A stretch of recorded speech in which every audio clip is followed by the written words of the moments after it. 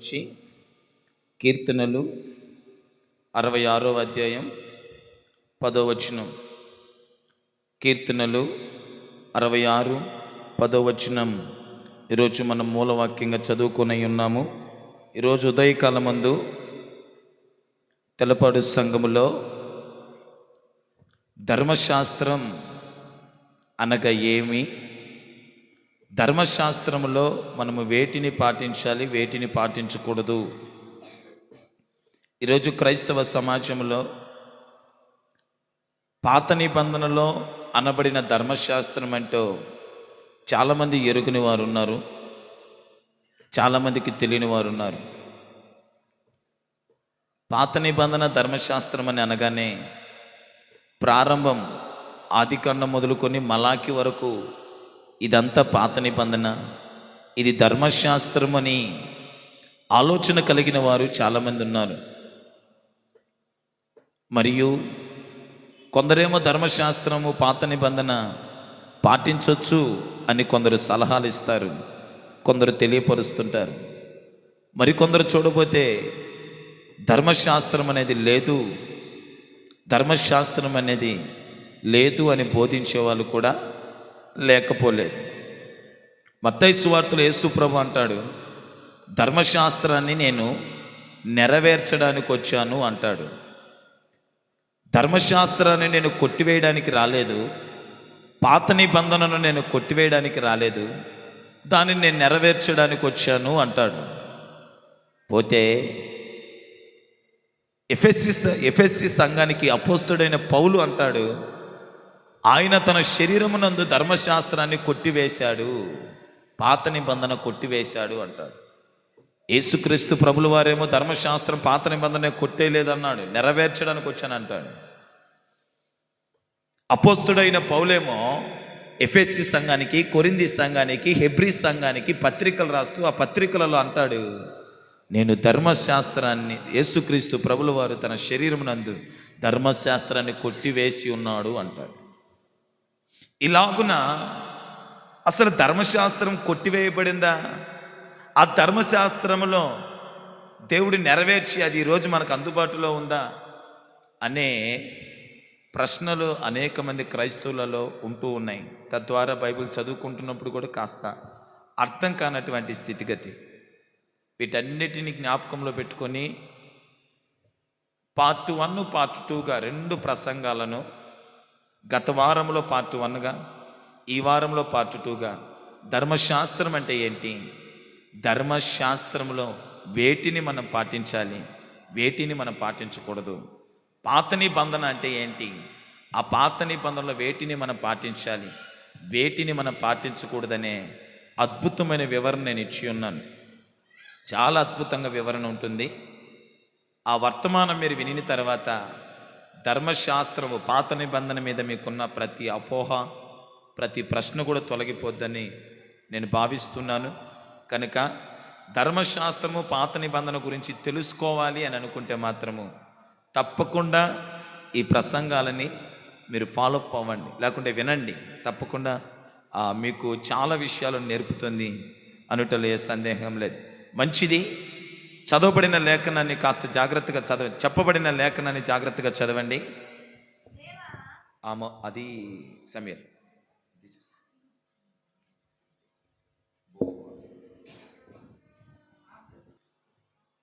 ఈ స్టాండ్ ఉండడం వల్ల నాకు ఉపయోగం ఏంటంటే, నేను కుదురుగా ఒక చోట ఉండి వాక్యం చెప్తాను. స్టాండ్గా లేకుండా దానికి అటు ఇటు తిరుగుతూ ఉంటాను, కొంచెం లైవ్ రికార్డింగ్లోకి ఇబ్బంది అవుతుంది. చదవండి. కీర్తనల గ్రంథం 66వ అధ్యాయం 10వ వచనం. దేవా, నీవు మమ్ములను పరిశీలించి ఉన్నావు,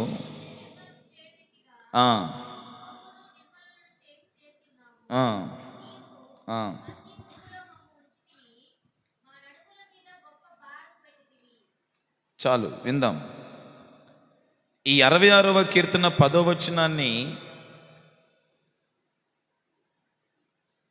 జాగ్రత్తగా మీరు గమనించగలిగితే, నీవు మమ్ములను పరిశీలన చేసి ఉన్నావు, నీవు మమ్ములను పరిశీలన, పరిశీలన, పరిశోధన, పరీక్ష.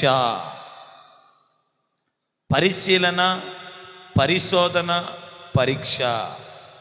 ఈ మూడు పరిశీలనకు పర్యాయ పదాలుగా అనుకోవచ్చు. దేవా, నీవు మమ్మును పరీక్షించి ఉన్నావు. ఇది ప్రసంగం. దేవా, నీవు మమ్మును పరీక్షించి ఉన్నావు, పరీక్షించి ఉన్నావు. పరీక్ష. బైబిల్ గ్రంథంలో చాలామంది భక్తులను, అది కొత్త నిబంధనకు సంబంధించిన వారైనా పాత నిబంధనకు సంబంధించిన వారైనా, కొందరు భక్తులను దేవుడు పరీక్షించినట్టు మనం చూస్తాం. కొందరిని ఒకసారి పరీక్షించాడు, మరికొందరిని 2 సార్లు పరీక్షించాడు. భక్తులను చాలామందిని దేవుడు పరీక్షించినట్టు మనకు లేఖనాలు సెలవిస్తాయి. అబ్రహాముని దేవుడు పరీక్షించాడు. ఎక్కడ పరీక్షించాడు? తన కుమారుడైన ఇస్సాకు దగ్గర అబ్రహాముని మనం పరీక్షించినట్టు చూడగలం. భక్తులు కొందరికి దేవుడు పరీక్షించాడు. విందాం జాగ్రత్తగా, మంచి వర్తమానం. కొందరిని దేవుడు పరీక్షించాడు, భక్తులను కొందరిని దేవుడు పరీక్షించాడు. నిర్గమకాండాన్ని 15వ అధ్యాయం 25 వచనాన్ని కూడా చూడండి. నిర్గమకాండం 15వ అధ్యాయం 25వ వచనం.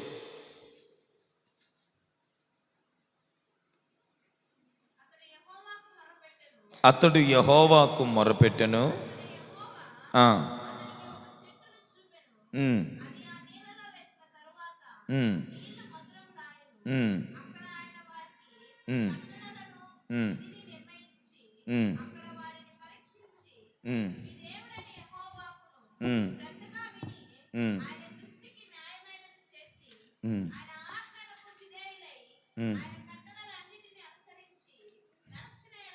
చాలు నువ్వు విస్తారంగా వెళ్ళిపోతున్నావు. ఈ 15వ అధ్యాయం 25వ వచనాన్ని జాగ్రత్తగా మనం గమనించగలిగితే, అతడు యెహోవాను మొరపెట్టెను, అంతటా యెహోవా అతనికి ఒక చొట్టు చూపెను, అది ఆ నీళ్ళలో వేసిన తర్వాత నీళ్లు మధురములాయను. అక్కడ ఆయన వారిని కట్టడాన్ని విధిని నిర్ణయించి అక్కడ వారిని ఏం చేశాడు? పరీక్షించాడు. నేను చెప్తున్నాను, యెహోవా నీవు మమ్మను పరీక్షించి ఉన్నావు. మన దేవుడి స్వభావం ఏంటంటే, మన దేవుడు ఎలాంటి వాడయ్యా అంటే పరీక్షించే దేవుడుగా మనకు కనబడుతున్నాడు. ఇస్సాకు విషయంలో అబ్రహామును పరీక్షించాడు. ఇక్కడ ఇశ్రాయేలు బృందాన్ని, ఇశ్రాయేలును కూడా ఇక్కడ పరీక్షిస్తున్నట్టు మనకు కనబడుతుంది లేఖనం. ఇంకొకటి కూడా చూద్దాం. నిర్గమకాండం 20:20. నిర్గమకాండం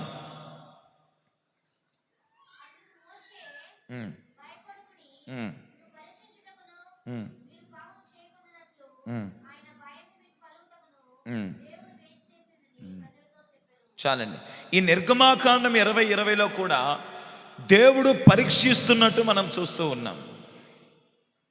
చూడండి ప్రియులారా, ఈ లేఖనాలను కాస్త మనము జాగ్రత్తగా గమనిస్తే మన దేవుడు ఎవరయ్యా అంటే పరీక్షించే దేవుడుగా మనకు కనబడుతున్నాడు. ఇంకొక సందర్భాన్ని కూడా చూద్దాం. యోహాను సువార్త 6వ అధ్యాయం 6వ వచనం.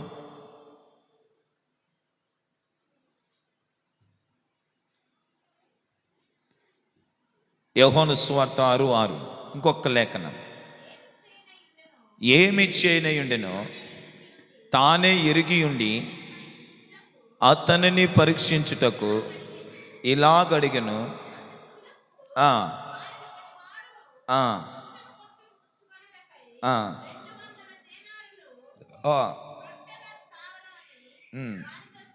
చాలు విందాం. ఇక్కడ మరొక సందర్భము, క్రొత్త నిబంధనలోకి వచ్చేసరికి మరొక సందర్భం కనబడుతుంది. పాత నిబంధనలో అబ్రహాముని దేవుడు పరీక్షించాడు. ఇశ్రాయేలు ప్రజలను, నిర్గమకాండం 15:25, ఇశ్రాయేలు ప్రజలను నీటి యొద్ద పరీక్షించాడు. నిర్గమాకాండం 20:20లో ఇశ్రాయేలును పరీక్షించినట్టు మనం చూచాము. యోహాను సువార్త 6:6లో ఫిలిప్పిని ఇక్కడ పరీక్షిస్తున్నట్టు మనం గమనిస్తూ ఉన్నాం. వాస్తవానికి అక్కడ సందర్భం ఏంటి? 5 రొట్టెలు 2 చేపలు 5,000 మంది పంచిపెట్టినటువంటి సందర్భం. ఈ 5 రొట్టెలు 2 చేపలు ఎవరి దగ్గర ఉన్నాయి? ఒక చిన్న పిల్లవాడి దగ్గర ఉన్నాయి. ఒక చిన్న బాలుడి దగ్గర 5 రొట్టెలు 2 చేపలు ఉన్నాయంట. ఆ 5 రొట్టెలు 2 చేపలకు 5,000 మంది పంచగలిగిన సామర్థ్యత, శక్తి ఎవరి దగ్గర ఉన్నది? క్రీస్తు దగ్గర ఉన్నది. ఈ 5 రొట్టెలు 2 చేపలను 5,000 మందికి పంచబోతున్నాడు ఆయన. దానికంటే ముందుగా ఫిలిప్పిని పరీక్షిస్తున్నాడంట. ఫిలిప్పిని పరీక్షించి మాట్లాడుతున్న మాటలు. నా ప్రియమైనటువంటి వారలారా, ఈ లేఖనాలన్నీ జాగ్రత్తగా మనం గమనిస్తే మన దేవుడు ఎవరై అంటే పరీక్ష పెట్టే దేవుడే. మన దేవుడు ఎవరు అంటే పరీక్షించే దేవుడు, పరిశోధించే దేవుడిగా మనము చూస్తూ ఉన్నాం. సాధారణంగా పరీక్షలు ఎవరికయ్యా అంటే స్కూల్కి వెళ్ళేటువంటి పిల్లలకి, చదువుకునేటువంటి పిల్లలకి, జాబులు చేసేటువంటి పిల్లలకి. ఒక పిల్లవాడు ఒక తరగతి నుంచి మరొక తరగతిలోనికి వెళ్ళాలంటే వాడు ఏమి రాయాలా? పరీక్షలు రాసి అందులో పాస్ అవ్వాలి. పరీక్షలు రాసి అందులో పాస్ అయితేనే ఒక స్టెప్ నుంచి మరొక స్టెప్ దగ్గరికి వెళ్తాడు, ఒక స్థాయి నుంచి మరొక స్థాయికి వెళ్తాడు, ఒక స్థితి నుంచి మరొక స్థితికి వెళ్తాడు. ఎప్పుడయ్యా అంటే పిల్లవాడు పరీక్షలో పాస్ అయినప్పుడు. ఇంటర్మీడియట్కి వెళ్ళాలంటే 10th ఏమవ్వాలా? పరీక్షల్లో, పబ్లిక్ పరీక్షలో పాస్ అవ్వాలా. డిగ్రీలోకి వెళ్ళాలా? పరీక్షలు పాస్ అయితేనే డిగ్రీలోకి వెళ్తాం. మనం ఒక తరగతి నుంచి మరొక తరగతికి, లేకుంటే ఒక ఉన్నతమైన జాబును సంపాదించడానికి, లేకపోతే ఒక ఉన్నతమైన స్థితికి మనం వెళ్ళాలంటే ముందు మనం ఎదుర్కోవలసినది పరీక్ష. లోకానుసారంగా మీరు గమనిస్తే మనము ఒక స్థాయి నుంచి మరొక స్థాయికి వెళ్ళాలన్నా, ఒక తరగతి నుంచి మరొక తరగతికి వెళ్ళాలన్నా, ఒక స్థాయిలో జాబులో ఒక మంచి జాబును మనము పొందుకోవాలన్నా మనము ఎదుర్కోవాల్సింది మొట్టమొదట పరీక్ష. నా ప్రియ దేవుని జనమా, మన దేవుడు ఎవరు? మనం ఆరాధిస్తున్న దేవుడు ఎవరంటే మనల్ని పరీక్షించే దేవుడు, పరీక్ష పెట్టే దేవుడు. చాలామంది అనుకుంటారు దేవుడు అనగానే ఆశీర్వదించే దేవుడు, దీవించే దేవుడు, మేలులు చేసే దేవుడు, ఉపకారాలు చేసే దేవుడు. ఆయన ఎంతవరకు స్వస్థపరిచే దేవుడు, ఆయన ఎంతవరకు బాగు చేసే దేవుడు, ఆయన ఎంతవరకు ఇచ్చే దేవుడు, ఆయన ఎంతవరకు దీవించే దేవుడు. అదే ఆలోచనలో ఉంటారు, అదే ఉద్దేశంలో ఉండి చాలామంది విశ్వాసులు మా దగ్గరకు వస్తారు. అయ్యా మమ్మల్ని మేము ఆశీర్వదించబడటకు ప్రార్థన చేయండి, మేము స్వస్థతపరచబడటకు ప్రార్థన చేయండి. ఇవే ఎక్కువ. ఎందుకంటే వాళ్ళు ఆ శైలిలో దేవుని చూస్తున్నారు. ఏ శైలిలో అంటే దేవుడు అంటే యేసుక్రీస్తు ప్రభుల వారంటే దీవించే దేవుడు, ఆశీర్వదించే దేవుడు, మేలు చేసే దేవుడు, అద్భుతాలు చేసే దేవుడు, సూచ్యక్రియలు చేసే దేవుడు. ఆయన చేయగలడు, నేను కాదని అనట్లేదు. ఆయన సూచ్యక్రియలు చేయగలడు, అద్భుత కార్యాలు చేయగలడు, మహత్కార్యాలు చేయగలడు, స్వస్థత కార్యాలు చేయగలడు, ఆశీర్వదించగలిగిన వాడు, దీవించగలిగిన వాడు, ఉన్నతంగా ఎదిగింప చేయగలిగిన వాడు. ఎట్ ద టైం అలాగే పరీక్షలు కూడా పెట్టే దేవుడు. కొన్ని పరీక్షలు కూడా మనలో పెట్టే దేవుడు. నేను అప్పుడప్పుడు కొంతమంది సేవకులను పరీక్షిస్తూ ఉంటాను, విశ్వాసులను పరీక్షిస్తుంటాను. వాళ్ళ స్థితి ఏంటో తెలియపరచబడాలి, వాళ్ళ ఒరిజినాలిటీ ఏంటో బయటకు తీయడానికి కొంతమంది సేవకులను పరీక్షిస్తూ ఉంటాను. నేను కావాలనే పరీక్షిస్తాను. చాలామంది సేవకులను పరీక్షించాను. చాలామంది అంటే నాకు తెలిసినటువంటి, అందులో ప్రాముఖ్యంగా ఒక సేవకుని అయితే టెస్టే పెట్టాను, పరీక్షే పెట్టేశాను ఏకంగా. విశ్వాసులు కూడా నేను కావాలని పరీక్షిస్తుంటాను. వాళ్ళ ఒరిజినాలిటీ బయటికి తీద్దామని, వాళ్ళ క్వాలిటీ ఏంటో బయటికి తీద్దామని చాలా చాలా వివేకంగా, చాలా జ్ఞానంగా వాళ్ళు పరీక్షిస్తూ ఉంటాను. ఇది నా సేవ జీవితంలో నాకు బాగా అనుభవం. వాడికి చెప్తుంటాను, వాడికైతే ఇంక పరీక్షలే. వాడి నిత్యము పరీక్షలోనే ఉంటాడు. వాడిని పరీక్షిస్తూనే ఉంటాను అనువనువున, ప్రతి చోట, ప్రతి ప్రాంతంలో, ప్రతి ప్రదేశంలో వాడి శైలిని, వాడి నడవడిని, వాడి క్రియలు అన్నిటినీ జాగ్రత్తగా పరీక్షిస్తూ ఉంటా. ఇప్పుడు వాడు కొట్టుకోబోతున్నాడు, అన్నిట్లలో సక్సెస్ అవుతా పోతున్నాడు.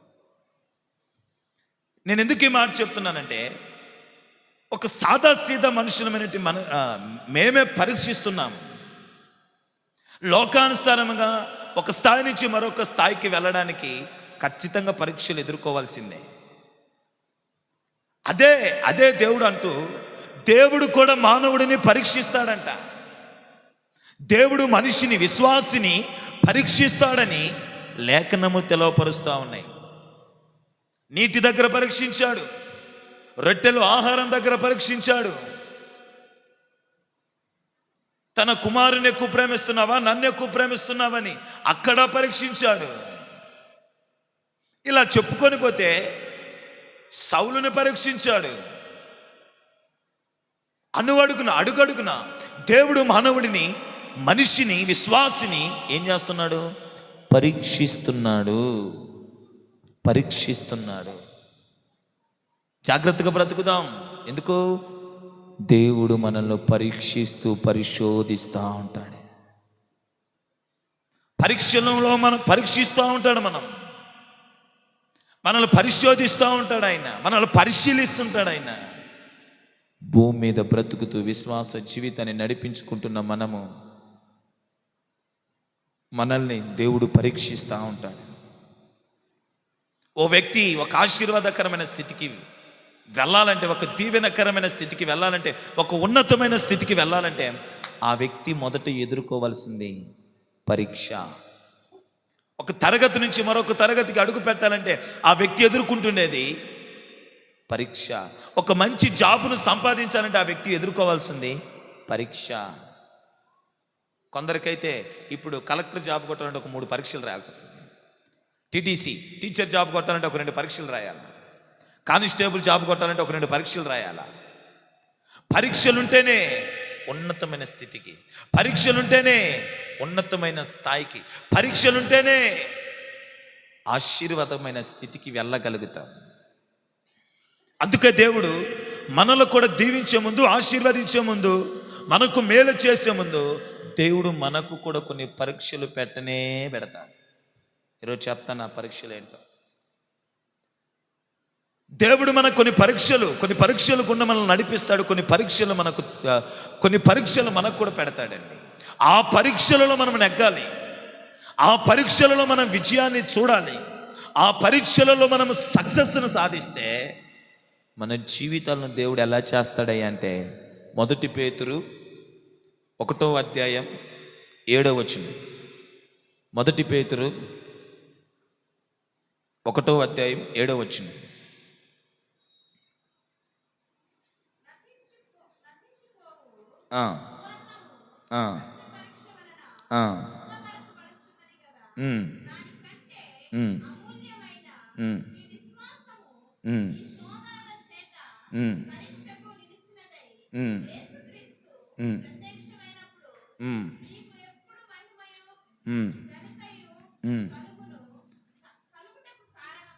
చాలండి, ఎప్పుడు కాదు అది.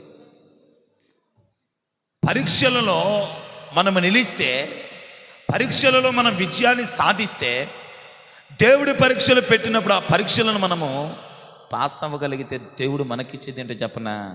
మెప్పు, ఘనత, మహిమ. మెప్పును మనకు కలగజేస్తాడంట, ఘనతను మనకిస్తాడంట, మహిమను మనకిస్తాడంట. ఎప్పుడు?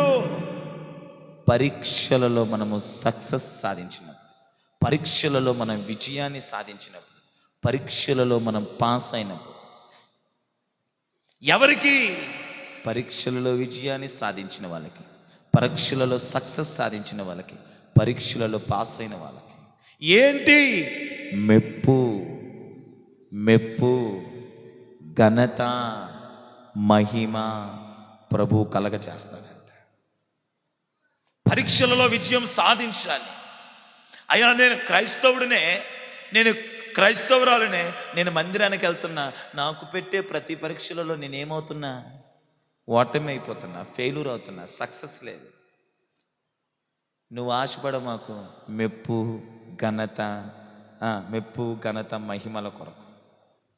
పరీక్షలలో పాస్ అయిన వారికి, పరీక్షలలో విజయం సాధించిన వాళ్ళకి, పరీక్షలలో సక్సెస్ అయిన వాళ్ళకి మాత్రమే ఈ మెప్పు ఘనత మహిమ కలుగుతుందంట.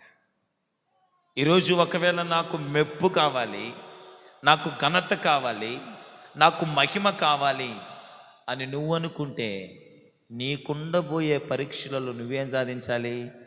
సక్సెస్ అవ్వాలి, విజయాన్ని సాధించాలి. ఈ మెప్పు ఘనత మహిమ ఆయన రెండవ రాకడలో మరలా వస్తున్నాడు, మరలా రాబోతున్నాడు. రెండవ రాకడలో ఆయన రాబోతున్నాడు, ఆయన రానై ఉన్నాడు. అందుకు కాలము సంపూర్ణము కావస్తుంది, అందుకు సమయం అతి సమీపముగా ఉన్నది అనుటలో ఏ సందేహం లేదు.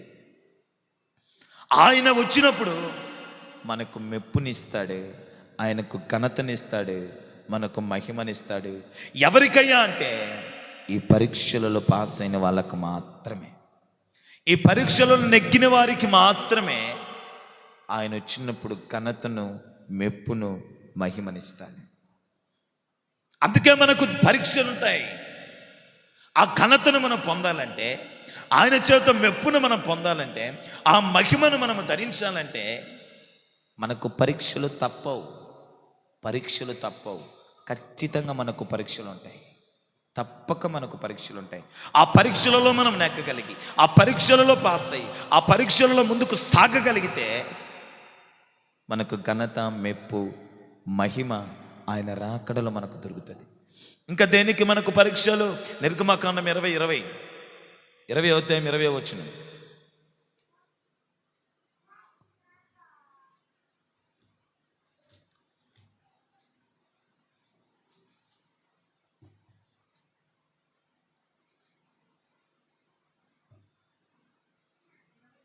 ఆ 20 అధ్యాయం 20 వచనం మీద చదివారు కదా.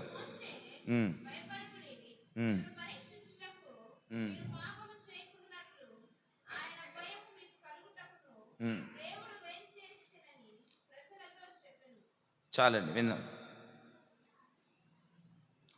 ఆయన మనల్ని ఎందుకు పరీక్షిస్తాడయ్యా అంటే మనకు మెప్పు ఇవ్వడానికి, ఘనతనివ్వడానికి, మహిమనివ్వడానికి ఆయన మనల్ని పరీక్షిస్తాడు. ఆ పరీక్షలలో మనం విజయం సాధించినప్పుడు, ఆ పరీక్షలలో మనం సక్సెస్ అయినప్పుడు ఆయన మనకు రెండవ రాకడలో మహిమను, ఘనతను, మెప్పును కలగజేస్తాడు. అయితే ఇక్కడ ఇంకొక మాట చెప్పి ముందుకెళ్తాను. ఆసాపు కీర్తనలో 73వ కీర్తనలో ఒక మాట అంటాడు చూడండి. 73వ కీర్తనలో ఒక మాట చూసి ముందుకెళ్దాం. 73వ కీర్తన 12వ అధ్యాయం 13వ వచనంలో, ఇదిగో ఇట్టివారు భక్తిహీనులు, వీరు ఎల్లప్పుడూ నిశ్చింత గలవారై తన వృద్ధి చేసుకొందురు. నా హృదయము నేను శుద్ధి కొనుచుకొనుట వ్యర్థమే, నా చేతులు కడుక్కొని నిర్మూలనై ఉండుట వ్యర్థమే. ఆసాపు అనబడిన భక్తుడు అంటాడు, అయ్యా భక్తిహీనులు ధనవృద్ధి చేసుకుంటున్నారు, భక్తిహీనులు వర్ధిల్లుతున్నారు, భక్తిహీనులు ఉన్నతమైన స్థితికి వెళ్తున్నారు, భక్తిహీనులు బలపడుతూ ఉన్నారు. నేను నీతిగా బతికినా, నా హృదయాన్ని శుద్ధి చేసుకొని నేను బ్రతికినా, నా చేతులలో పాపము లేకుండా శుద్ధీకరించుకొని నేను బ్రతికే ఈ బ్రతుకు వ్యర్థమే. ఓ ప్రక్కన భక్తిహీనులు చూస్తే బహు సమృద్ధిగా సంపాదించుకుంటున్నారు, ధనవృద్ధి చేసుకుంటున్నారు, వర్ధిల్లుతూ ఉన్నారు, అభివృద్ధి చెందుతూ ఉన్నారు, విస్తరిస్తూ ఉన్నారు. నేనేమో నా హృదయాన్ని అంతా శుద్ధి చేసుకొని నా చేతులు పాపముతో కాకుండా నా చేతులను నా బ్రతుకును, నా జీవితాన్ని పరిశుద్ధపరుచుకొని, పవిత్రపరుచుకొని, నీతిమంతుడిగా, యథార్థమంతుడిగా బ్రతకడం వల్ల నాకొచ్చేది ఏమీ లేదయ్యా అని తన హృదయములో ఈ ఆసానబడిన భక్తులు అనుకుంటున్నాడంట. భక్తిహీనులు చూడబోతే ఎదుగుతున్నారు, ఫలిస్తున్నారు, వర్ధిల్లుతున్నారు. నేను ఎందుకు శుద్ధి చేసుకోవడం వల్ల నాకు ప్రయోజనం ఏంటి? నేను పరిశుద్ధంగా బ్రతకడం వల్ల నాకు వచ్చిన ప్రయోజనం ఏంటి? నేను నీతిగా బ్రతకడం వల్ల నాకు వచ్చిన ప్రయోజనం ఏంటి? నా చేతులు కడుక్కొని అనగా నన్ను నేను శుద్ధి చేసుకొని ఉండడం వల్ల నాకు వచ్చినది ఏంటి అని ఈ ఆశాపన భక్తుడు మాట్లాడుతున్నాడండి. అదే భక్తుడు మరలా అంటాడు, 23, 24 వచ్చినాను చదవండి. మరలా ఆ భక్తుడు అంటాడు 23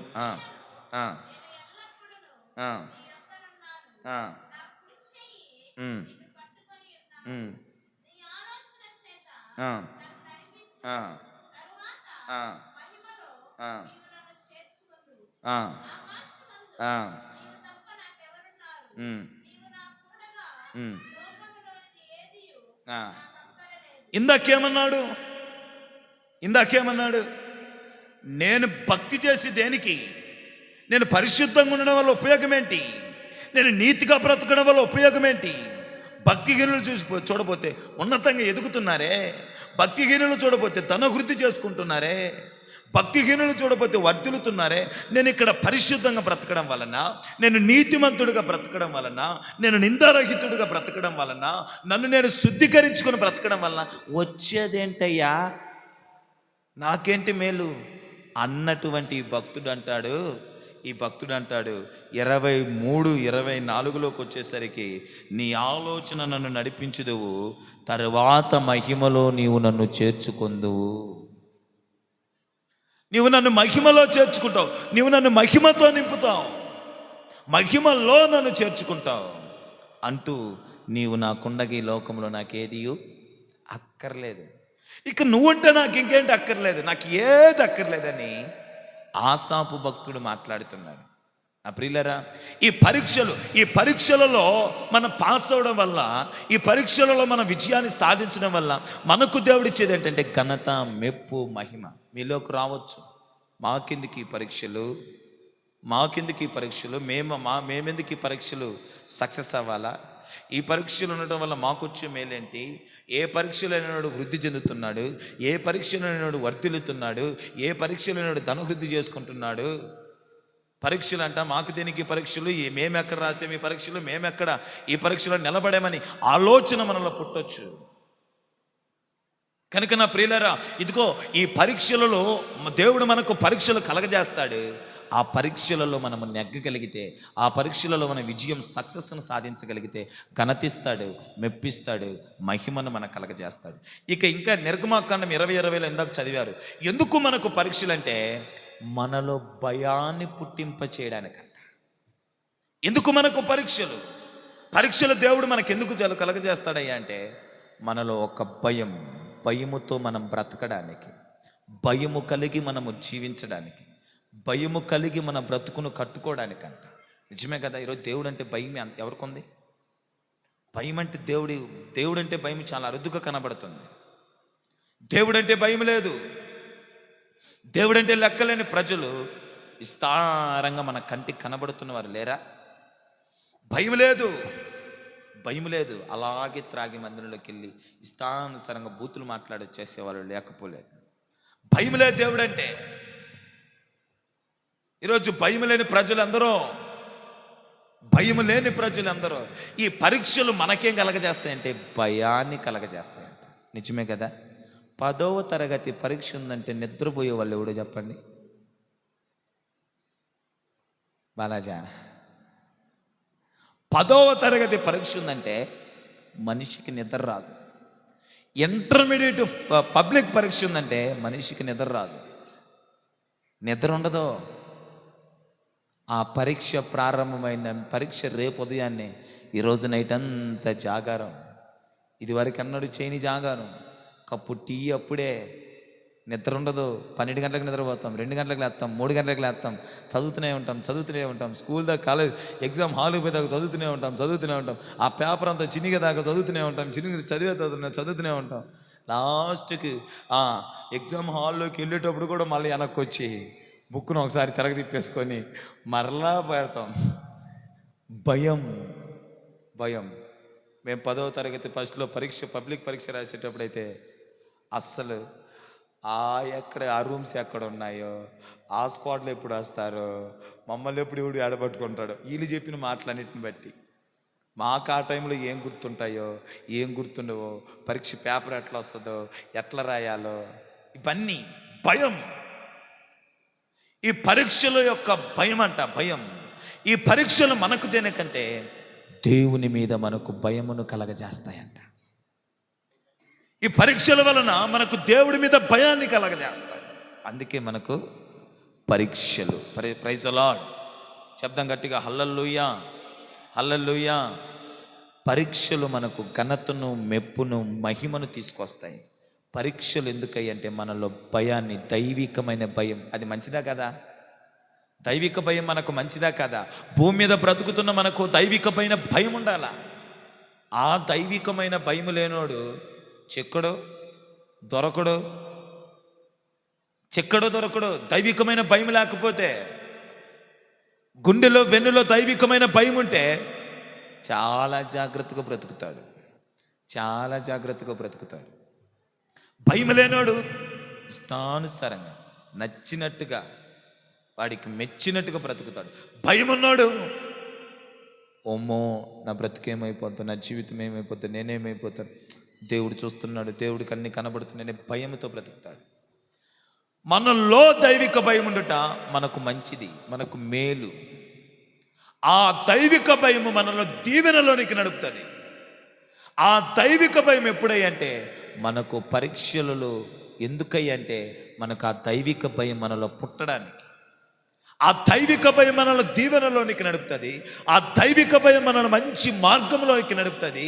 ఆ దైవిక భయము దేవునికి సమీపస్తుడిగా చేస్తుంది. ఆ దైవిక భయము దేవునికి ఇంపైన ఆరాధన, ఇంపైన భక్తి చేయడానికి ఆ దైవిక భయము తోడ్పడుతుంది. ఈ దైవిక భయము మనలో పరీక్షలు ఉన్నప్పుడే, పరీక్షలు మన జీవితంలో కలిగితే ఆటోమేటిక్ ఈ దైవిక భయం వచ్చేస్తుందంట. ఆటోమేటిక్గా మనలో దైవిక భయం. అందుకే మనకు పరీక్షలు.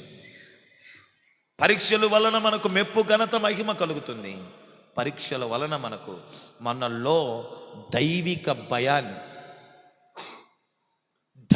భయాన్ని తీసుకొని వస్తుంది. ప్రైజ్ ది లార్డ్, హల్లెలూయా. వేటి విషయాల్లో మనల్ని ఆయన పరీక్షిస్తాడు? ఇది మనకు మెయిన్ ప్రాజెక్ట్, మెయిన్ ప్రసంగం. పరీక్షలు దేవుడు పెడతాడు. కొందరిని భక్తుల్ని పరీక్షించాడు. నా ప్రసంగం మళ్ళీ రీకాల్ చేస్తున్నా. పరీక్షలు దేవుడు పెడతాడు. కొందరు భక్తుల్ని దేవుడు పరీక్షించాడు.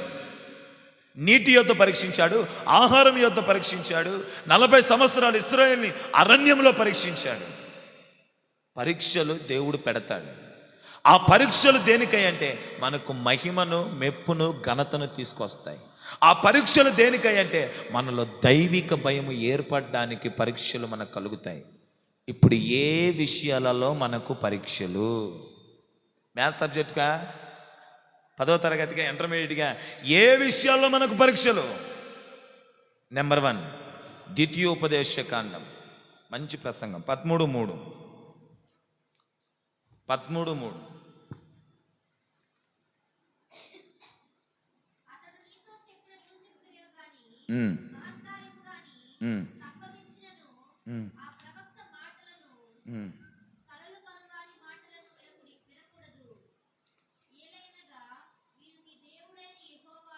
మీ దేవుడైన యెహోవాను మీ పూర్ణ హృదయముతోను, పూర్ణాత్మతోను ప్రేమించుచున్నారో లేరో అని తెలుసుకొనుటకు మీ దేవుడైన యెహోవా మిమ్మును పరీక్షించుచున్నాడు.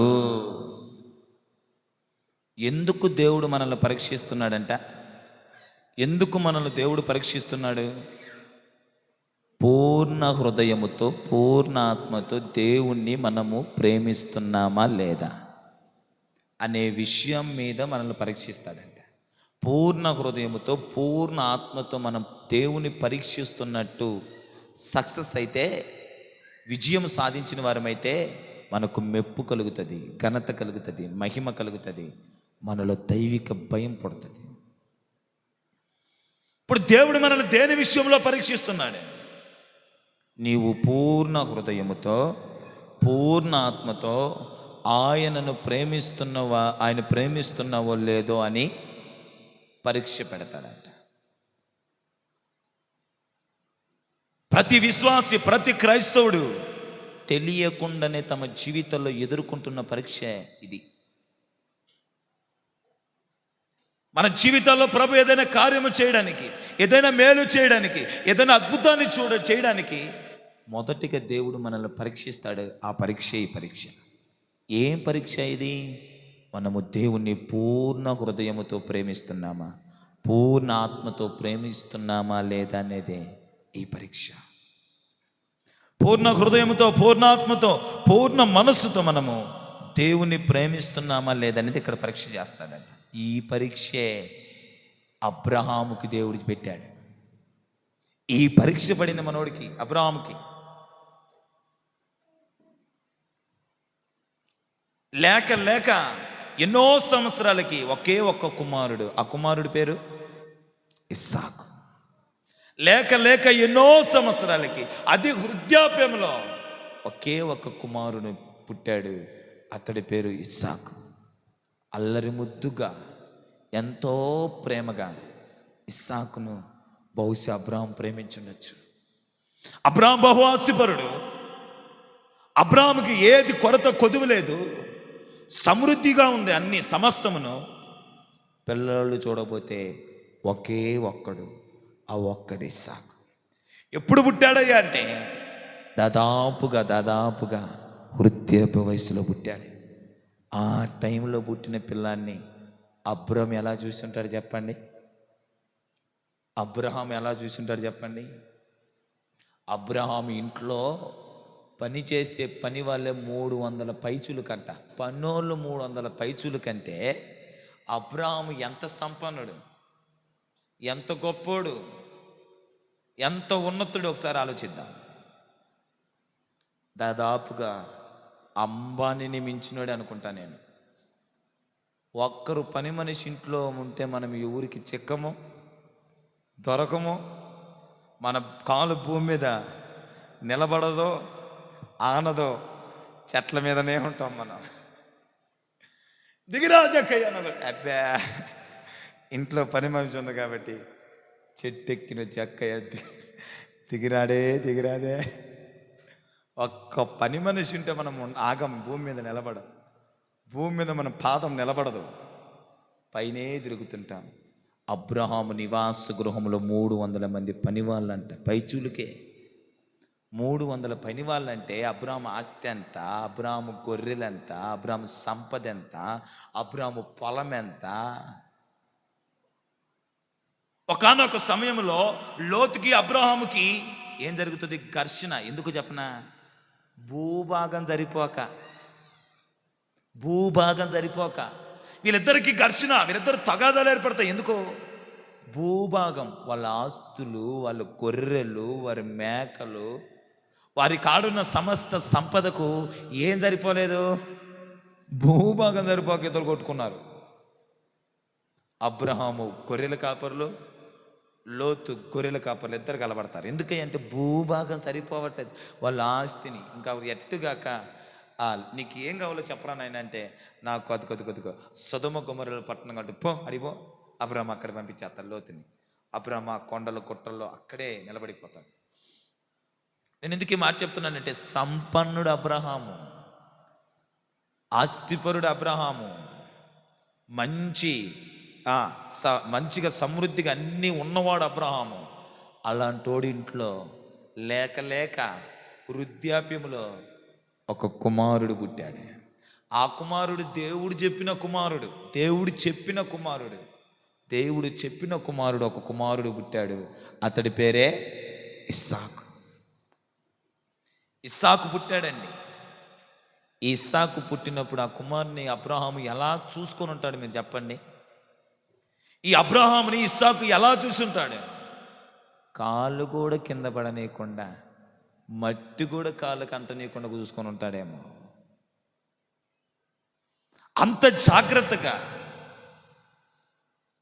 అంత బాగా ఇస్సాకును చూసుకొని ఉండకపోడు. ఎందుకంటే ఒకే కుమారుడు అయిపోయి, హాగరు కుమారుడు పుట్టాడు ఇస్మాయేలు. అది ప్రక్కన పెడితే అబ్రాహాముకి లేక లేక వృద్ధాప్యంలో పుట్టిన ఆ ఒక్క కుమారుడు అపురూపంగా చూసుకొని ఉంటాడు ఇస్సాకుని.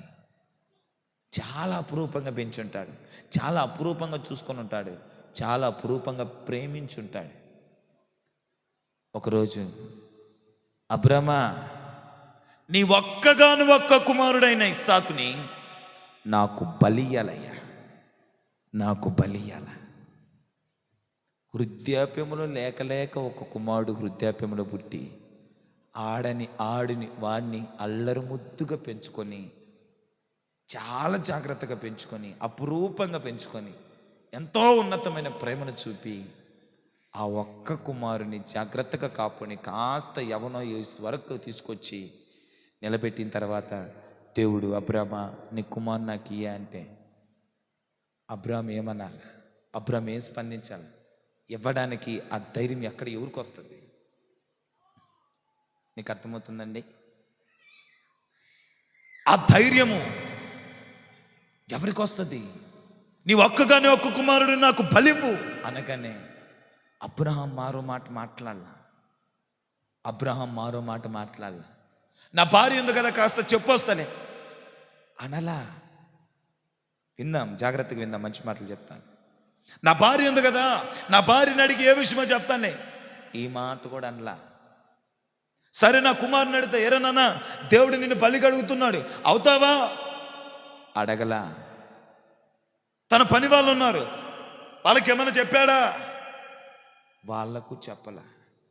2 మోకాలేసి, అయ్యా నాకు ఒక్క కుమారుని ఇచ్చావు కదా, మళ్ళా తీసుకెళ్ళిపోతావా? ఇది నీకు తగునా? నీకు మనసు లేదా? నువ్వు మనిషివేనా? అనలా.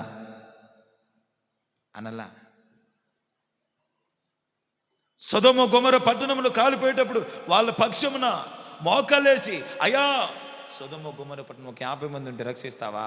బత్తిబిలు అడుక్కున్న వ్యక్తి తన కుమారుణ్ణి అడిగినప్పుడు అబ్రహాము మారో మాట మాట్లాడకుండా ఆ కుమారుని వెంటేసుకొని ఎక్కడికి వెళ్ళిపోయాడు?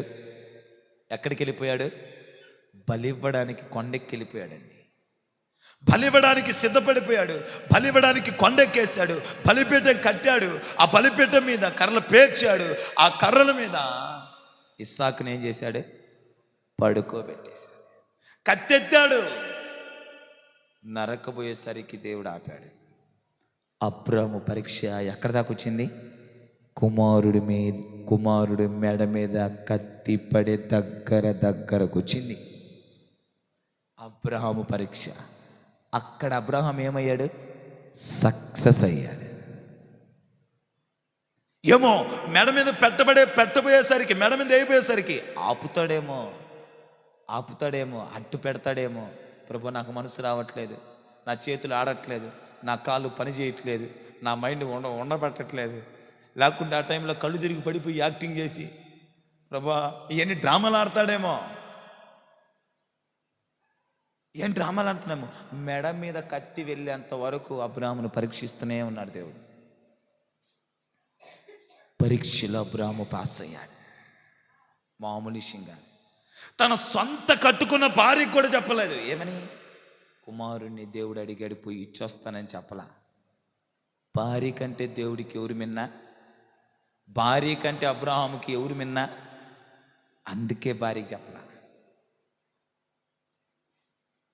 భార్య కంటే, తన కట్టుకున్న భార్య కంటే దేవుడిని ఎక్కువ ప్రేమించాడు అబ్రహాం. తన కుమారుని కూడా అడగల. రే రన్న పండుకున్నాం, మనం బలిపీఠానికి ఏం సిద్ధమా? దేవుడు అడుగుతున్నాడు, నేను ఇచ్చేసేనా? ఈ డ్రామాలు ఏమీ ఇలా. తన కుమారుని కూడా అడగల. కుమారుడి కంటే అబ్రహాముకి ఏది ఎక్కువ? దేవుడే ఎక్కువ. దేవుడినే ఎక్కువ ప్రేమిస్తున్నాడు.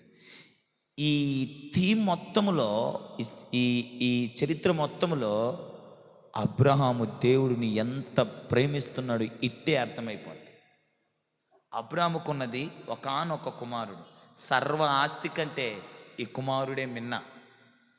2 అబ్రహాములో మెయిన్ అబ్రహాములో తన ప్రాణంతో ప్రాణానికి పెనవేసుకున్న తన భార్య, వాళ్ళు ముగ్గురు కలిపే కుటుంబం. ఇప్పుడు అబ్రహాము తన భార్య కంటే ఎక్కువ ఎవరిని ప్రేమించాడు? దేవుని ప్రేమించాడు.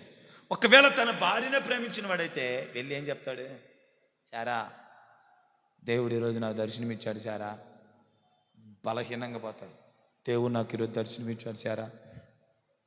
ఏమిచ్చాడండి? అదే ఇస్సాకుని ఇస్సాకుని ఇస్సాకునే చెప్పండి. అదే సారా, ఇస్సాకుని చెప్పు బలిమన్నాడు. బలా ఈవిడంటద్ది. ఈవిడ ఇప్పుడు ఇప్పుడు ఇప్పుడు ఇప్పుడు బలి ఇవ్వనేస్తుందా? ఇప్పుడు ఈవిడ ఏమొస్తుందా?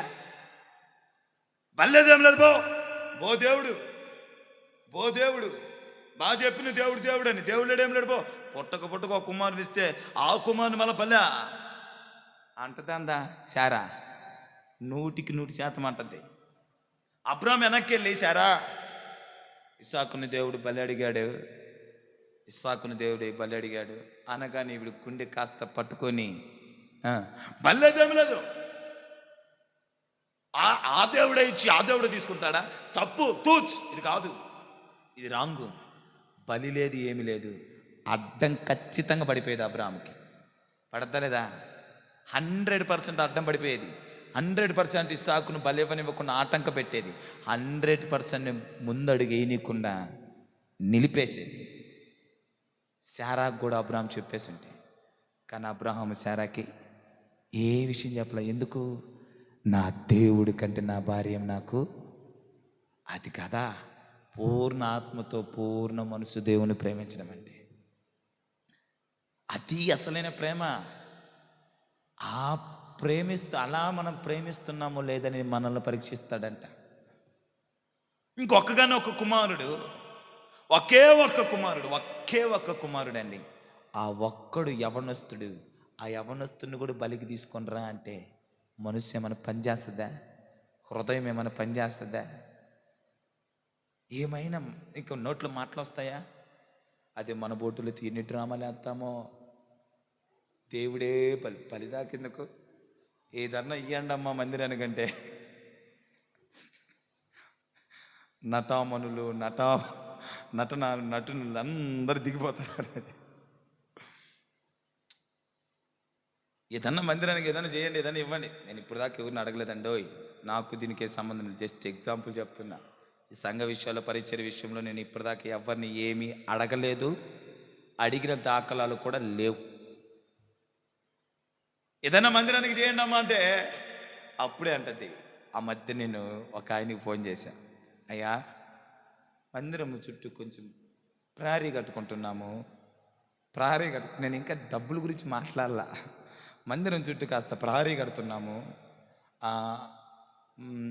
మనిషికి ఒక 5 అనేసరికి, పాస్టర్ గారు నేను మా పిల్లలందరం కలిసి హాస్పిటల్లో ఉన్న ప్రార్థన చేయండి అన్నాడు. నేను కంప్లీట్ చేయలేదు ఇంకా. ఆడే పెట్టున్నా మందిరానికి ప్రహరీ కడుతున్నాం కాస్తాను కానీ సంపన్నుడు, లక్షాధికారి.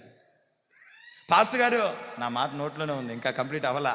పాస్టర్ గారు నేను మా పిల్లలు మా భార్య హాస్పిటల్లో ఉన్నాం, మాకెవరు బాగలేదు, ప్రార్థన చేయండి. ప్రార్థన చేస్తాను అయ్యగారు, నిన్ను డబ్బులు అడగడానికి మేము ఫోన్ చేయట్లేదు, నీకు విషయం చెప్దామని చెప్తూ చేస్తున్నాను. నువ్వు గ్రామస్తుడు కాబట్టి ఆ మందిరం చుట్టూ ప్రహరీ కడుతున్నాము. యవనస్తులందరూ మనిషికి ఒక 500 వేసుకుంటున్నారు. ఇది మీకు సమ్మతేనా అని అడగడానికి ఫోన్ చేశానన్న. ఓకే, నాకు నా పిల్లలకి బాగాలేదు కానీ కొంచెం ప్రార్థన చేసి పెట్టన్నాడు. చేస్తాలే అని చెప్పి ఫోన్ కట్ చేసిన. నేను ఈ మాట ఎందుకు అంటున్నానంటే, కాస్త మందిరానికి ఒక ముందు అడిగేయమంటేనే ఈయన ఏం చెప్పాడు? నా కుటుంబం అందరికి బాగలేదన్నా. ఆయనతో అది ఇంకెందరితో ఎంతతో కాస్త మందిరం పనులు అనగానే, లేకుంటే మందిరం గురించి ఏదైనా అనగానే అప్పుడే ఈ మధ్య కాలు సక్రమంగా పనిచేయట్లేదు, ఎన్నెన్నో కాలు పని చేయట్లేదంట, పిల్లలు బాగాలేదంట.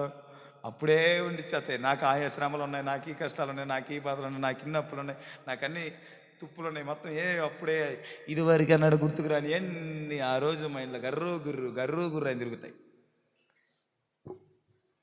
ఏమైనా దేవుడికి అడిగితేనే, అబ్రాముని దేవుడు ఏమడిగాడు తెలుసు? ఆస్తి కాదు, ఎడ్లు కాదు. ఒకవేళ అబ్రహాముని పొరపాటున అబ్రహామని గొర్రెలన్నీ నాకు ఇచ్చేయంటే ఏడదోలమంటావు ప్రభా అనేవాడు. ఏడదోలమంటావు చెప్పు ప్రభా అనేవాడు. అబ్రహ్మా నీ ఆస్తి అంతా నాకు తీసుకురావాలంటే ఏడ తెచ్చి పెట్టమంటావు చెప్పు ప్రభా, అడ్రస్ చెప్పు ముందు అంటాడు. అంతే, అడ్రస్ చెప్పు.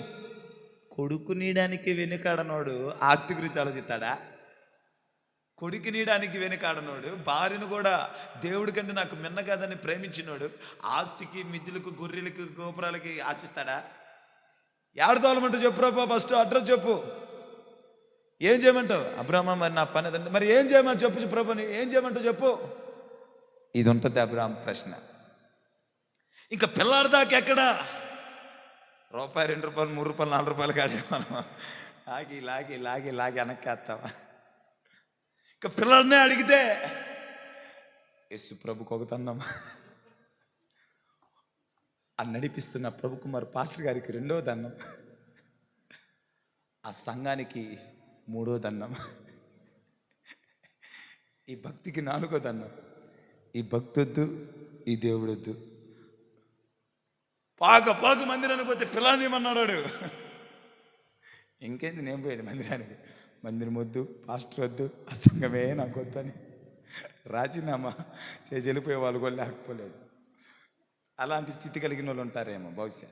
అబ్రహాము కుమార్ని ఎంటేసుకుని వెళ్ళిపోతున్నాడు ఆడికి, బలి ఇవ్వడానికి. బలి ఊరికి నామకార్థానికి పోతున్నాడా? ఆడికి పోయినాక ఎవడో ఒకడు ఆపుతుండే, అది ఏమి లేదు. ఇలాంటి అడిగినాక ఏదంటే రామయ్యచ్చులే, ఏది లేదేడా. అడిగిపోయినాక ఈ మధ్యలో ఎవడో ఒకటి దొరుకుతాడే, మళ్ళీ జోబులు జైలు పెట్టుకుని వెనక్కి రావచ్చు. ఏం లేవేడా. వెళ్ళిపోయి నరకడానికి కత్తెత్తి వధించబోయాడండి. కత్తి దిగిపోయింది పైకి మీదికి. అది కదా కుమారుడి కంటే మిన్నయైన ప్రేమే అబ్రహాము ప్రేమ. పూర్ణ హృదయముతో, పూర్ణాత్మతో ప్రేమించడం అంటే అది. మన ప్రేమ చికెన్ కాడ ఆగిపోద్ది, మన ప్రేమ మటన్ కాడ ఆగిపోద్ది, మన ప్రేమ డబ్బు కాడ ఆగిపోద్ది, మన ప్రేమ మనకు తలనొప్పి కాడ ఆగిపోద్ది, మన ప్రేమ కొంచెం కాలు నొప్పి వచ్చిన ఆగిపోద్ది, మన ప్రేమ కొన్ని కుటుంబంలో కొన్ని అసమాధానానికి గురైన ఆగిపోతాయి, మన ప్రేమ ఊర్లో ఎవడు గొడవ పెట్టుకున్నా మంద ఆగిపోతాయి. ఫస్ట్ దేవుడి మీద ప్రేమ. ఓడెవడో గొడవ పెట్టుకున్నా కూడా మనమే ఆగిపోతాం. ఎందుకు? ఏదో ఒక సొడ్డు కోసం ఎదుక్కుంటా ఉంటాం వారమంతా. ఓడెవడో తగ్గుకుంటే వీళ్ళు ఆగిపోయి ఓళ్ళు కొట్టుకుంటున్నాను, నేను రాలేదంట. మన ప్రేమ ఇది. ఓడి దేవుడితో ఫంక్షన్ అయినా మనం ఆగిపోతాం. మందిరం లేదు, దేవుడు లేదు, భక్తి లేదు, ప్రార్థన లేదు, వాక్యం లేదు, ఆగిపోతాం. మన ప్రేమ ఇది. తలనొప్పి రాకూడదు, ఏం చేస్తాం? రాజీ ఆ రోజు ఊర్లో గిల్లో కానీ ఏదైనా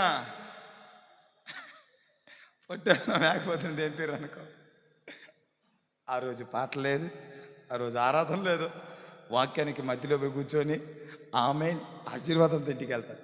మన ప్రేమ ఎంత బాగా దేవుని ప్రేమిస్తున్నామో, ఎంత గొప్పగా దేవుని ప్రేమిస్తున్నామో, ఎంత ఉన్నతంగా దేవుని ప్రేమిస్తున్నామో. తుమ్మితే, తగ్గితే ఎగిరిపోయే ప్రేమ మన ప్రేమ. తుమ్మితే ఎగురుతుంది, తగ్గితే ఎగురుతుంది. అలాంటి ప్రేమ మన ప్రేమ. దేవుడు మన నుంచి కోరుకునే ప్రేమ అది కాదు. అబ్రహాము తన జీవితంలో చూపించాడే ప్రేమ. ఆ ప్రేమ కావాల దేవుడికి, ఆ ప్రేమ కావాల దేవుడికి. పేతురు, నువ్వు నన్ను ప్రేమిస్తున్నావా? ఓ నీకు తెలీదా అన్నాడు.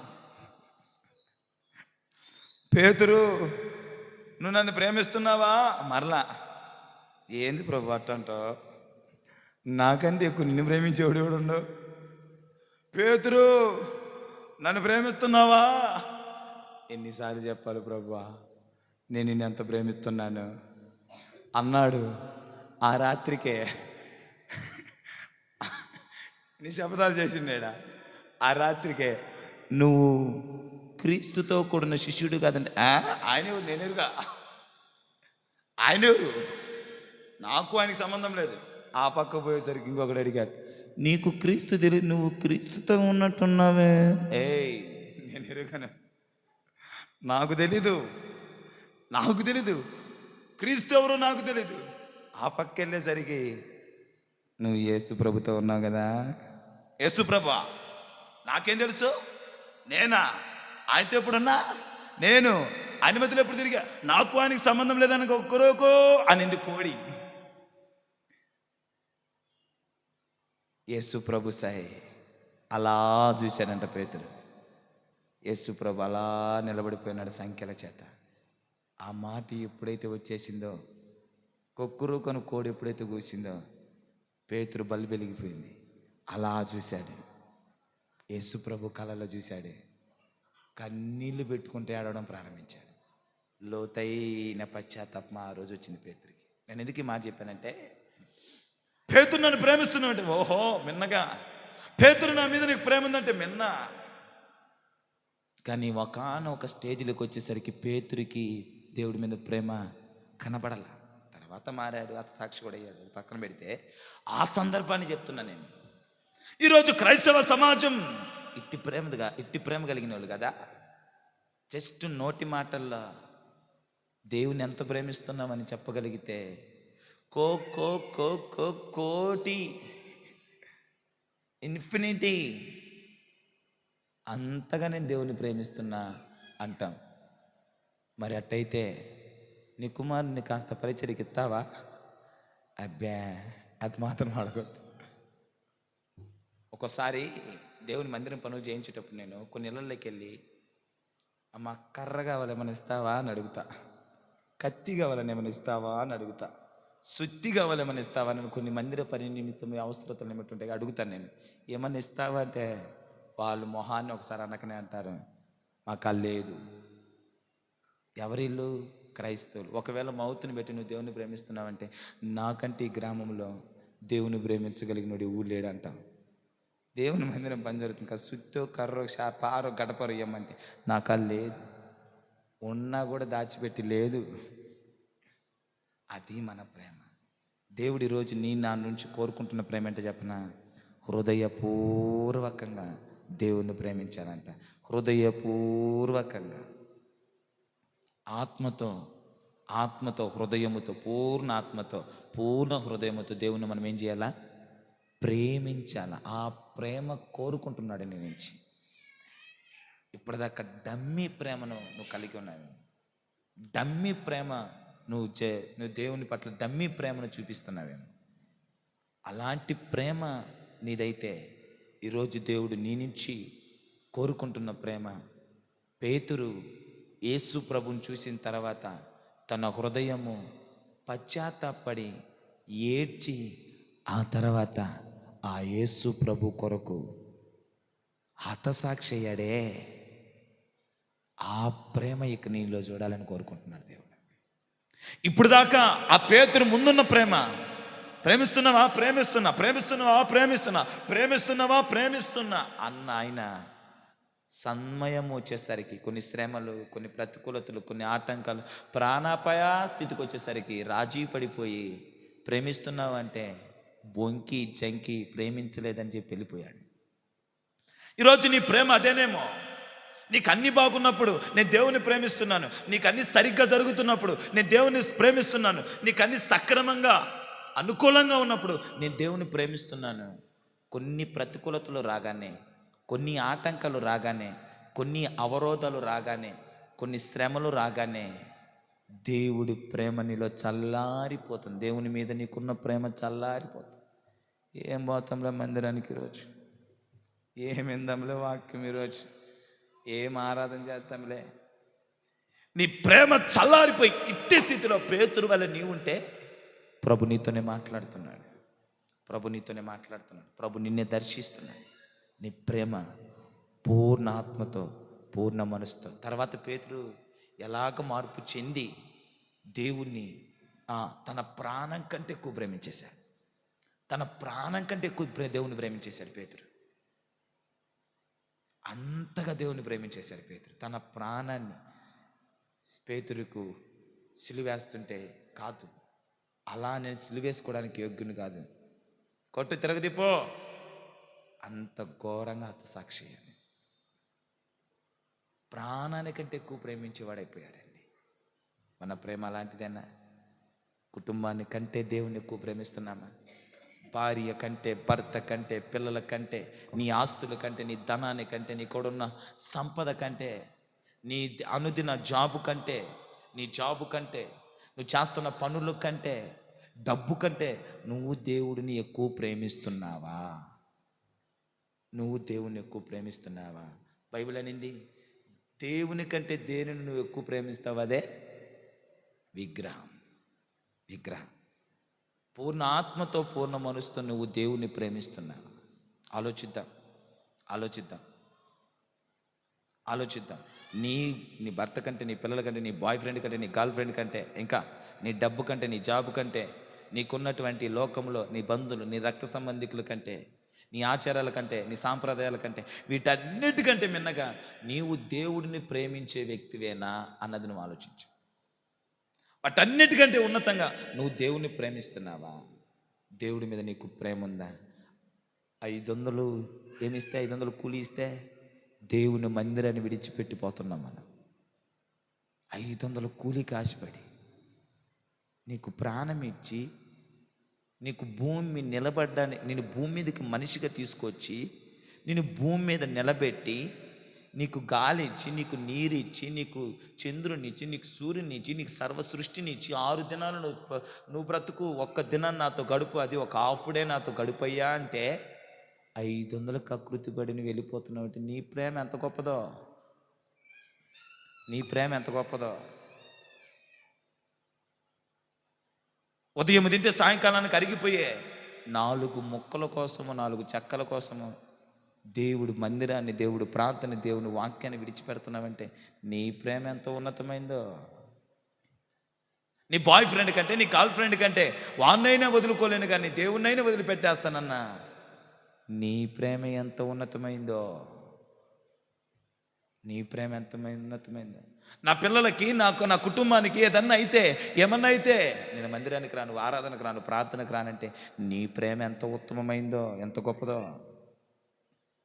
ఇలాంటి ప్రేమ నీదైతే నేను దేవుణ్ణి ప్రేమిస్తున్నాననే మాట నీ నోట రానీకు. నీ ప్రాణం కంటే, నీ కుటుంబము కంటే, నీ ఆస్తి కంటే, నీ సంపద కంటే, నువ్వు దేన్నైతే లోకంలో ఉన్నావో వాటన్నిటికంటే మిన్నైన ప్రేమ చూపిడమే, మిన్నైన ప్రేమ చూపిస్తేనే, అధికమైన ప్రేమ చూపిస్తేనే అప్పుడు చెప్పు నేను దేవుని ప్రేమిస్తున్నాను. లోకమునైనను, లోకంలో ఉన్న మాటినైనా ప్రేమింపకుడి అని ఉంది వాక్యం. నువ్వు లోకాన్ని ప్రేమిస్తే దేవుడి ప్రేమ నీలో ఉండదంట. సరే విందాం చివరి మాట. మార్తా మరి లేదు, క్లోజ్ చేస్తున్నాను. మార్తా, మరియ, లాజరు అనబడిన ఒక కుటుంబం ఉంది కదండి, మీకు అందరికి సుపరిచితం. మార్తా, మరియ, లాజరు, వీరు ముగ్గురు, లాజరుకి 2 అక్క చెల్లెళ్ళు, మార్తా, మరియ, వీళ్ళు ముగ్గురులలో ఉత్తమమైన, ఉన్నతమైన ప్రేమ చూపించింది మాత్రం మరియా. మార్తా పనులలో బిజీగా ఉంటే మరియా మాత్రము యేసు ప్రభు పాదాల దగ్గర కూర్చొని ఉందంట. మార్తా అంటుందయ్యా, ఇందాక నుంచి ప్రయాసపడుతున్నాను నీ కొరకు అన్ని సిద్ధపరచడానికి, కొంచెం పంపిరాదా, కొంచెం సహాయం చేయమని రాదా, కొంచెం సహకరించమని రాదా, నువ్వని చెప్పయ్యా, నేను చేస్తున్న పని అంతా ఇక్కడ నీ కొరకే కదా అంటే యేసు ప్రభు అన్నాడు, మరియా, మార్తా, మరియా ఉత్తమమైన దాన్ని ఎన్నుకున్నది, ఉత్తమమైనది. పాదాల దగ్గర కూర్చొని ఆయన బోధ వింటూ ఆయనకు పరిచర్య చేసుకుంటా ఉందంట. తిండి కంటే, అన్నిటికంటే మిన్నగా ఎవరిని ప్రేమిస్తుంది మార్తా? మరియా దేవుణ్ణి. బైబిల్ అంది వాళ్ళ కడిపే వాళ్ళకు దేవుడు అంట. లేరా? వాళ్ళ కడిపే వాళ్ళకు దేవుడు అంట. కొంతమందికి వాళ్ళ కడిపే వాళ్ళకు దేవుడు. ఆ జానడి బెత్తుడు కడుపు కోసం ఈరోజు మానవుడు దేవుని ప్రేమను విడిచిపెడుతున్నాడు. దేవుని ప్రేమించుటలో రాజీ పడిపోతున్నాడు. సాతానుగోడు కూడా మానవుని ఏం చేస్తున్నాడు? వాళ్ళేసి, గాలమేసి ఒగ్గి ఉరికొట్టి లాక్కొడుతున్నాడు. ఎందుకు చెప్పనా? ఆ మానవుడిని ఆ తిండి అనే భ్రమలో పెట్టేశాడు దేవుడు. తిండి అనే భ్రమలో పెట్టి దేవుణ్ణి ప్రేమించడం కంటే తిండినే ప్రేమించరని తిండికే ఓటేయించేలా చెప్తున్నాడు. ఓ అక్క నింది, అన్న ఏమక్క ఈరోజు మా ప్రార్థనకు రాలేదంటే, అన్న ఈరోజు మా ఆయన మటన్ తెచ్చాడన్న, మటన్ తెచ్చాడు, ఇంకా నాకు రావడానికి వీల్లేదు. ఆ మటన్ అంతా ముక్కలు చేసి చెక్కలు చేసి 2 ఏసి 6 ఏసి తిరిగేసి చాలా పెద్ద పని ఉందన్న, అందుకే నేను ప్రార్థనకు రాలేనది. ఆ అక్కని ఏమనాలి నేను చెప్పండి? ఏమనాలా? ఏమన్నామంటే ఇంక నెక్స్ట్ నుంచి పాస్టరు బాగాలేడు, సంఘము బాగాలేదు, పరిచర్య బాగాలేదు, ఇంక రాని మందిరానికి. వీళ్ళే తుమ్మిపోయి తగ్గితే ఎగిరిపోయేటువంటి భక్తి జీవితం ఇది. కనుక నా ప్రియులారా, హృదయపూర్వకంగా నీ గుండె మీద చేసుకొని చెప్పు, నువ్వు పూర్ణ మనసుతో పూర్ణాత్మతో దేవుని ప్రేమిస్తున్నావా? నీ గుండె మీద చేసుకొని నిన్ను నువ్వే క్వశ్చన్ చేసుకో, నువ్వు పూర్ణ హృదయంతో పూర్ణాత్మతో దేవుణ్ణి ప్రేమిస్తున్నావా? ప్రేమించకపోతే ఈ రోజైనా పశ్చాత్తాపడి ఈ 2025 సంవత్సరం నుంచి అయినా పూర్ణ హృదయంతో పూర్ణాత్మతో దేవుణ్ణి ప్రేమించడం ప్రారంభించు. నువ్వు పూర్ణ హృదయంతో పూర్ణ ఆత్మతో దేవుడు ప్రేమిస్తున్నావా లేదని నీకేముంది ఈరోజు? పరీక్ష. దేవుడు నిన్ను పరీక్షిస్తాడంట. దేవుడు నిన్ను పరీక్షిస్తాడు. నీకు మెప్పు, ఘనత, మహిమ, నీలో దైవిక భయము కలగజేయడానికి దేవుడు దానికంటే ముందు నువ్వు దేవుని పూర్ణ హృదయంతో పూర్ణ ఆత్మతో ప్రేమిస్తున్నావా లేదని నిన్ను పరీక్షిస్తాడంట. ఈ పరీక్షలో మనమేమవ్వాలా? సక్సెస్ అవ్వాలి. కళ్ళు మూసుకోండి, ప్రార్థన చేస్తాం. పార్ట్ 2 వచ్చే వారం. ఇంకా వేవేటిలలో దేవుడు మనల్ని పరీక్షించనై ఉన్నాడో వచ్చే వారం వి విల్ బి కంటిన్యూడ్. వచ్చే వారం